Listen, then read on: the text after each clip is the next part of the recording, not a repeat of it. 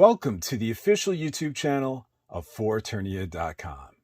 I'm your host AJ, and today I'm going to be looking at the brand new Wave 7 of the Masterverse action figure line. These are the 4 primary figures in the wave. There's also a deluxe figure, Too Bad, that is starting to appear on shelves as we speak. Unfortunately, I don't have that one in hand. But here are the 4 primary figures of the wave. And you've seen me do unboxings before with individual figures, but I figured I would try something different. And in one video, unbox and do a mini review on the entire wave. And I'm pretty excited to do it. So in Wave 7, we have Evil-Lyn 2.0 from the Revelation subline. We have Stratos from the new Eternia subline. We have Roboto from the Revelation subline, and then finally Frosta from the Princess of Power subline. And she apparently has a cool action feature that I can't wait to take a look at. So first we're going to start with Evil-Lyn 2.0. And we're first going to take a look at this artwork. This artwork is by artist Eamon O'Donoghue, and he really knocked it out of the park. I just adore this artwork. I would love to have some prints of it. And this figure I've been so excited for anyone who subscribes to our channel. I did this top 30 wish list for Revelation subset figures, and this Evil-Lyn 2.0 was the top of the list. She's actually referred to as the Sorceress on the Powerhouse animation model sheet, but she's basically a representation of an Evil-Lyn through Skeletor's eyes. You know, she's the manifestation of Skeletor's dark desires, and this is the outfit that he gave her as a sorceress, you know, and that has this sort of sexual bat motif, which is really quite spectacular. So I'm going to go through this mini review rather quickly because I have 4 figures to review. She has a cloth cape here. Actually, I guess it's cloth wings, and it's attached to her arms via these spandex-like stretchy straps. There's 2 on each arm. And the wing is actually attached to her collar, which seems to be attached to her head. It seems that it's all one piece. I'll have to take a closer look at that, but her blue fur collar here actually limits her head articulation from going side to side. I do wish the fur collar was actual fur. It's just blue plastic. I wish it was like the King Grayskull collar, but I guess that would push this into a deluxe pricing tier where it currently does not sit. So here's a look at both Evil-Lyns in the Masterverse line. Boy, they really done a fantastic job with their face sculpts. Look at that. And here's all 3 Evil-Lyn head sculpts that exist in the Masterverse line, soon to be 4 when Dark-Lyn/God-Lyn hits the shelves. So here are the additional hands that come with this figure. And the only thing else she has is a wand, and it looks like it's the same sculpt. It's just the top half of the wand is a little more shinier. It has a little more sheen than the previous wand. But she only has the wand, not the full staff that came with the first Evil-Lyn Masterverse figure. So as I mentioned before, this Sorceress Evil-Lyn Masterverse figure was #1 on my wish list. And thankfully, I can say she does not disappoint. From the design to the sculpting to the paint apps, she's really thrilling to have. If there's any negatives, you could wish that her collar was real fur and say that that collar actually limits head articulation. But other than that, she is fantastic, and I am super glad we have her in the Masterverse line. So now it's time to take a look at Stratos from the new Eternia subline. And this is the wonderful artwork, again, by Eamon O'Donoghue. Let's check that out. And before we look at the figure, I want to show you this flap on the lid. It actually says, "By the power of Grayskull," and I believe that's new. I don't remember seeing that before. If it was there before and I'm just going crazy, please let me know all in the comments. So here we have Stratos, the winged warrior, and those classic red wings, and he's looking pretty great. Here he has a breather, that mask. I believe we saw a mask before. Maybe it was in DC Comics. I believe so. But he's looking very cool with that on. Now, the sculpting of the feathers really look great here, not just in this loincloth area, but on the wings and the entire body itself. And of course, here is Stratos without his mask, without his breather, looking pretty great. And Stratos comes with two pair of hands here as accessories, and he also includes a staff of Avion, which is very well sculpted. Yeah, that looks pretty awesome. So this Stratos is from the new Eternia subline, and this is where its original design, which is inspired by classic concepts. And we actually got to see Stratos. He's going to appear in the Masterverse 4-issue anthology comic that debuts next year, I believe next February. And we saw some preview art where he really got the snot beaten out of him. I mean, he looks like he's either on death's door or possibly dies in this multiverse comic. So we have to be sure to check it out. And there's definitely something to be concerned about, Stratos fans, because he might be dead.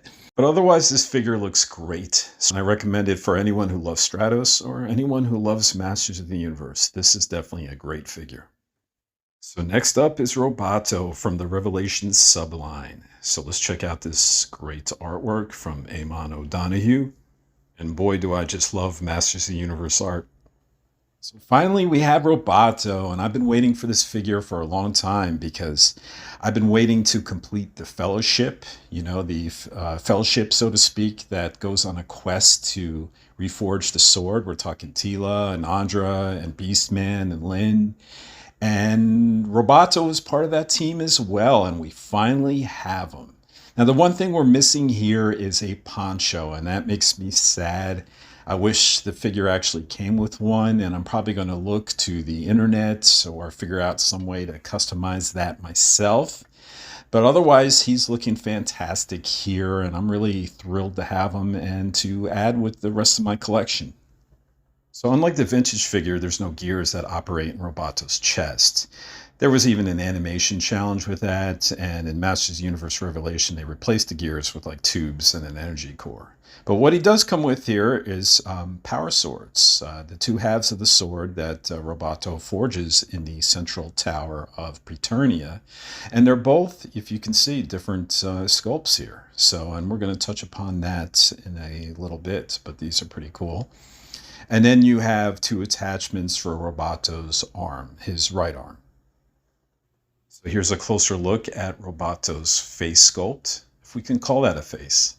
Well, his robotic head.